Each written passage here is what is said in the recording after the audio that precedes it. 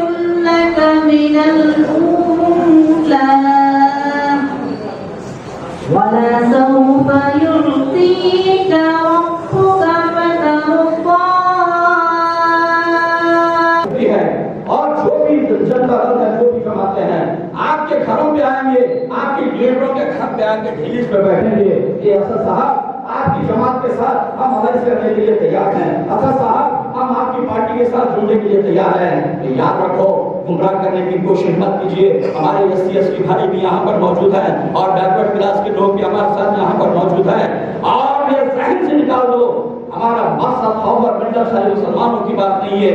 इस हिंदुस्तान की सलामती के लिए, इस हिंदुस्तान की भलाई के लिए, इस देश की सलामती के लिए हम सब मिलकर इकट्ठा होंगे। इन फिरका परस्ताखतों को हम खत्म कर देंगे। ये तैयार कर देते हुए आज यकीन से आप ये वादा कीजिए कि आज यहाँ से कोई कैंडिडेट जीते आ रहे हैं। और एक बात करते हुए आपको मैं बात खत्म करता हूँ कि कर्नाटका के अंदर 2 पार्लियामेंट सीट हमारे हुआ करते थे। कर्नाटका में 2 पार्लियामेंट सीट हमारे हुआ करते थे मुसलमानों के। एक जो है जाफर शरीफ साहब बेंगलोर से जीते थे, एक यहाँ पर जो है हमद इस्लाम साहब जब JDS यहाँ पर ठहरे तो मेंबर ऑफ पार्लियामेंट जीत कर चले गए।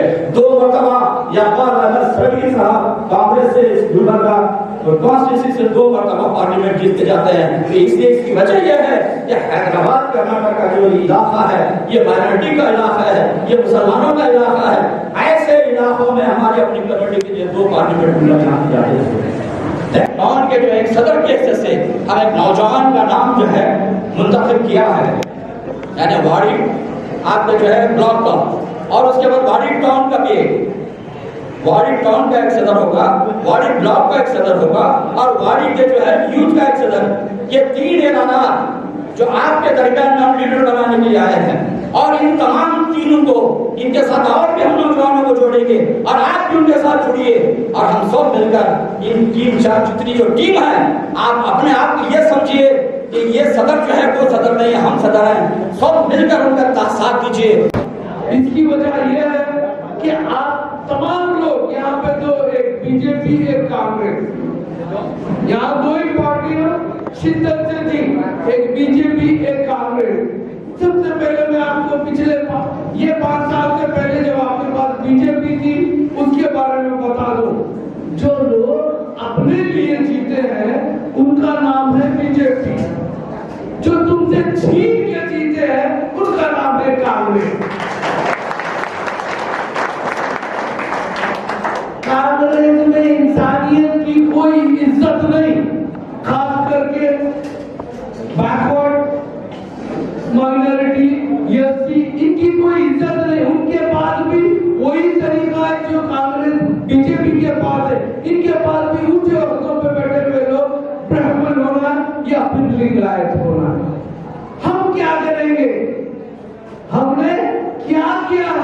इसके बारे में सोचना जरूरी है। आप लोग यहाँ तो तकरीर सुनेंगे, तमाम भाइयों की, घर जाएंगे, आज रात को सोचेंगे सही बोले थे मोर्चा कर सुबह बोल के क्या करना, बस सोचे नहीं वहां जाए मैं भी वही जाना बोल नहीं। तारीख बदलने के लिए एक आदमी काफी है। आप तो पूरा आगावाड़ी बैठा ऐसा लगता है मुझे। तारीख बदलने के लिए एक आदमी काफी है। आपने देखा आपके पास मल्लिकार्जुन खड़गे के बाद में प्रियंक खड़गे। गौर करो इस बात पे तुम लोग। जो लोग अपनी औलाद को, ये निजाम सरकार की औलाद नहीं है, ये हमारी तुम्हारी तरह इंसान है। ये किसी बादशाह की नजर नहीं है कि मेरे बाद मेरी बेटे को, मेरे बाद उसके बेटे को, ऐसे नहीं। किसको मौका मिला यहाँ? किसको? कोई जालिम को मौका दिया? हाँ, वही जालिम का ही तो हो सकता है। इसमें कुछ लोग अच्छे चाहते हैं तो बुरा चाहते हैं। सलाम साहब, इस कार्रवाई को आगे बढ़ाते हुए हैदराबाद से आए हमारे मेहमान खुसूसी जनाब शाहिद सलाम साहब, कॉर्पोरेटर हैदराबाद को मैं दावत देता हूँ।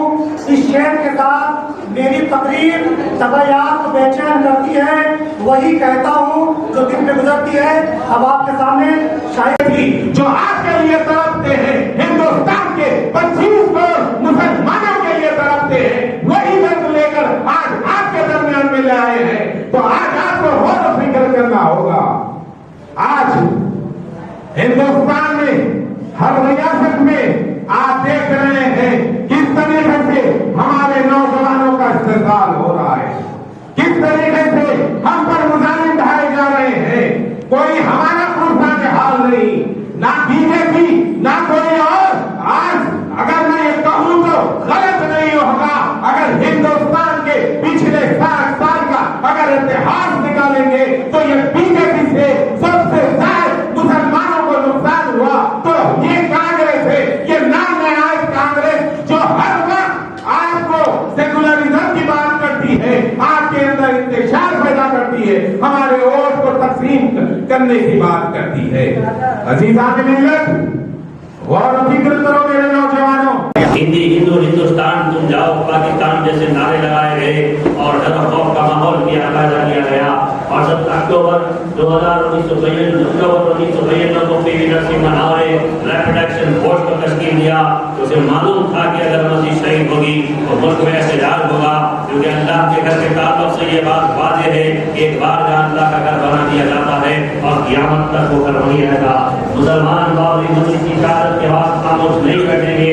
जब वो एहतजाज करेंगे तो हम मुकाबला करने के लिए रैपिड एक्शन फोर्स तैयार करना पड़ेगा। और फिर उसके बाद पूरा इम्तियाज करने वालों को टाटा जैसा कानून बनाया गया और टाटा के तहत गिरफ्तार किया गया और इम्तियाज करने वालों की सीनों और सौ और गोलियां मारी।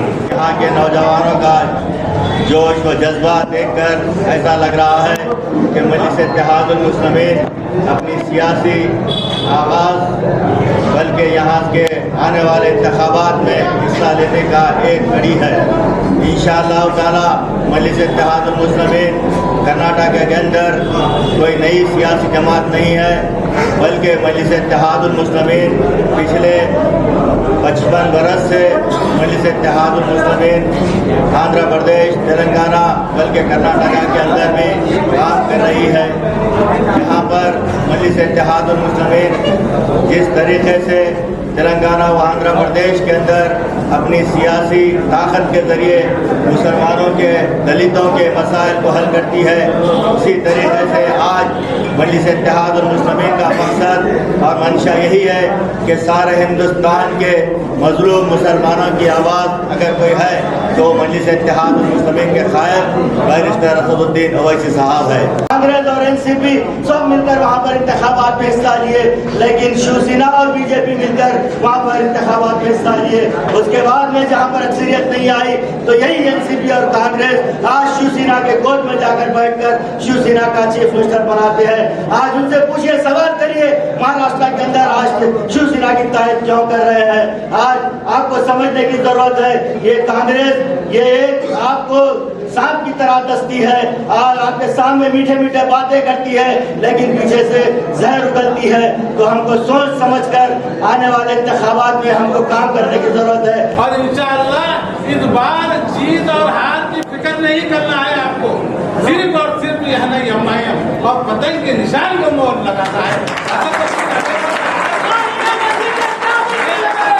आपको उठना है यहाँ से, ये ताकत बन के आपको उठना है यहाँ से कि आज हर बच्चा मैं देख रहा हूँ कि हर नौजवान जो है ना असद साहब का जो है ना चहीता बन चुका है। तो ये जज्बा जो है ना आपको आखिर तक कायम रखना है, आपको जो है ना दिल और जान से मेहनत करना है। आज भी जो है ना जकिया जाफरी जो है वो उनके जो चौर थे कांग्रेस के थे और आज भटक रहे हैं।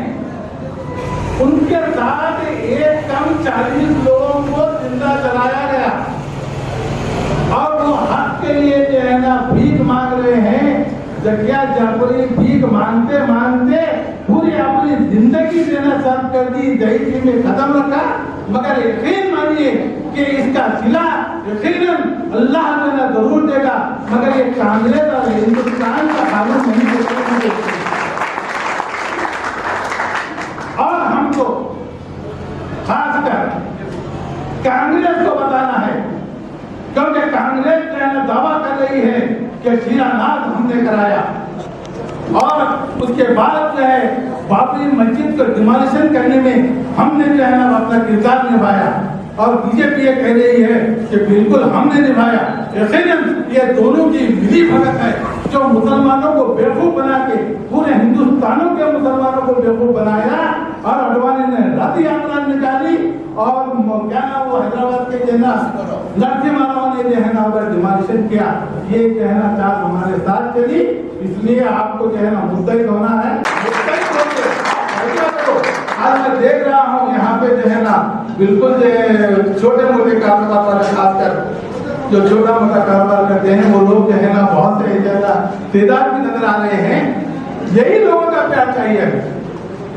जब आपको देखेंगे तो पैसे वाले ऑटोमेटिक जुड़ जाते हैं। आप लोगों का प्यार चाहिए, आप लोगों का साथ चाहिए, यकीनन हमारी जीत होगी। शुक्रिया, खुदा हाफिज। हो सकता है उसे प्री पॉन्ड करके बहुत जल्दी ही 2022 में भी इलेक्शन हो सकता है। उससे पहले ईपी जेडपी इलेक्शन भी आने वाले हैं। हम लोग को आपके सीतापुर तालुके में जेडपी के लिए ईपी के लिए भी हमको कैंडिडेट्स चाहिए और खासतौर पे एमएलए कैंडिडेट आपके सीतापुर के लिए हमको चाहिए। हम यहाँ से ऐलान करते हैं जो एमएलए इलेक्शन लड़ना चाहते हैं वो हमारे डिस्ट्रिक्ट ऑफिस में आके दरखास्त दें। और हमारी कई बड़े बड़े लीडरों से बात चल रही है जो पहले कांग्रेस में मिनिस्टर भी रह चुके हैं, बड़े बड़े ओहदों पे रह चुके हैं, लेकिन उनके साथ नाइंसाफी हुई है। इंशाअल्लाह उन्हें हम इंसाफ दिलाएंगे। मगर एक बात याद रखो, हमारे भाई लोग, हमारे कांग्रेस के जिम्मेदार लोग आपको आगे बहुत कंफ्यूज कर देंगे, आपको आगे बहकाने की कोशिश करेंगे। सिर्फ मुसलमानों की जमात से कुछ हो सकता है क्या?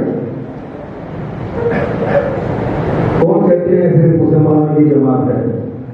अगर मुसलमानों की जमात होती तो तकरीबन 5-6 कारपोरेटर नॉन मुस्लिम के हैदराबाद में हैं।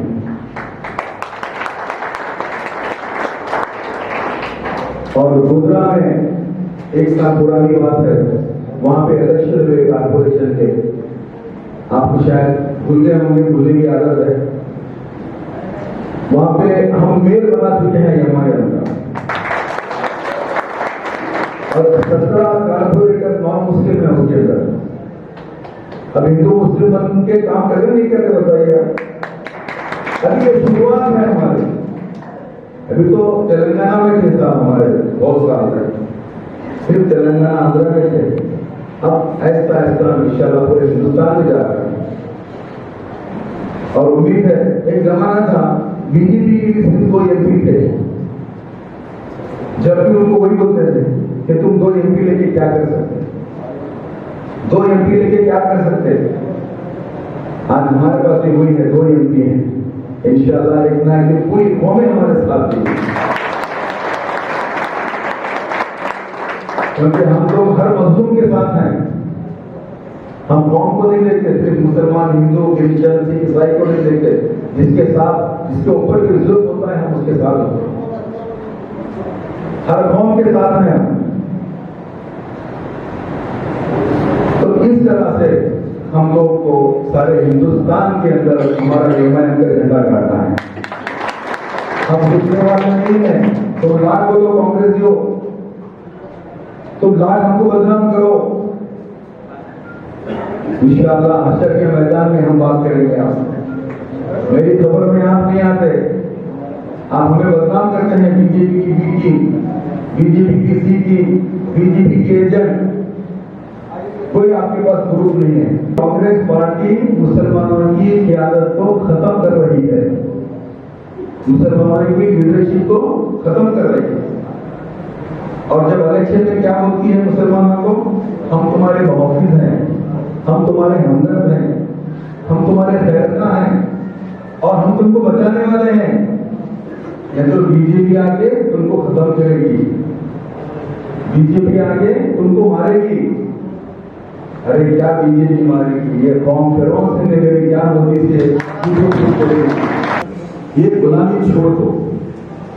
मैं तो हमेशा एक नारा लगाता हूं, वोट हमारा राज तुम्हारा नहीं चलेगा। अब तो यही चलेगा, वोट भी हमारा, राज भी हमारा। जब तक कांग्रेस पार्टी असद साहब से नहीं बात करेगी, हम कांग्रेस से लड़ते रहेंगे इसी तरह। तुम लोग मुसलमानों के हुकूक अदा नहीं कर रहे। आज इलिटरेसी देखिए, एजुकेटेड कितने हैं हमारे पास, एजुकेटेड कितने हैं। आज हमारे पास कैसे स्कूल है बताइए, स्कूल है हमारे एरिया में, हमारी क़यादत कहाँ है बताइए। हम रेशियो में है, गुलबर्गा में है, क्या है, कमी है। गुलबर्गा में एमएलए है, लेकिन कुछ दम है एमएलए में, कुछ बात कर सकते हैं हमारे बारे में। ऐसे करनी चाहिए, रबरिस्टन चाहिए लोगों को। तो इस तरह से जो है हमें दबाया जा रहा है, हमें मारा जा रहा है, हमें कमजोर किया जा रहा है, लेकिन हम लोग चुप बैठना नहीं है। हम सबको एक होकर फिर से लड़ना है। बताना चाहता हूँ 2022 के अंदर रियासत कर्नाटक का एमएलए का इलेक्शन होने जा रहा है और इसलिए कि आज जो भारतीय जनता पार्टी की हुकूमत चल रही है, भारतीय जनता पार्टी के अंदर अफरा तफरी का माहौल बना हुआ है। इसलिए वहाँ पर कोई लिंगायत बनना चाहता है चीफ मिनिस्टर, कोई दूसरी कौम का बनना चाहता है। इसलिए यहाँ की हुकूमत जल्द से जल्द गिर जाएगी। आप देखते रहेंगे यहाँ पर 2022 के अंदर आने वाले 1 साल के अंदर यहाँ का इलेक्शन होने जा रहा है। उसी तरीके से मेरी जमात के सदर मोहतरम जिसका नाम असद साहब ने आज से 2 महीने पहले यहाँ गुलबर्गा शहर के अंदर आकर आप तमाम से खिताब किया था और उस खिताब के अंदर ऐलान किया था रियासत कर्नाटक के अंदर चाहे वाडी हो, चाहे सीतापुर हो, चाहे शेडम हो, चाहे गुलबर्गा हो, गुलबर्गा नॉर्थ हो या गुलबर्गा साउथ हो या रायचूर हो या बीजापुर हो, इंशाअल्लाह आने वाले दिनों के अंदर आपकी जमात के मेरी जमात के रियासत कर्नाटक के अंदर कम से कम 15 से 20 एमएलए को हम यहाँ पर रियासत कर्नाटक के अंदर खड़ा करेंगे।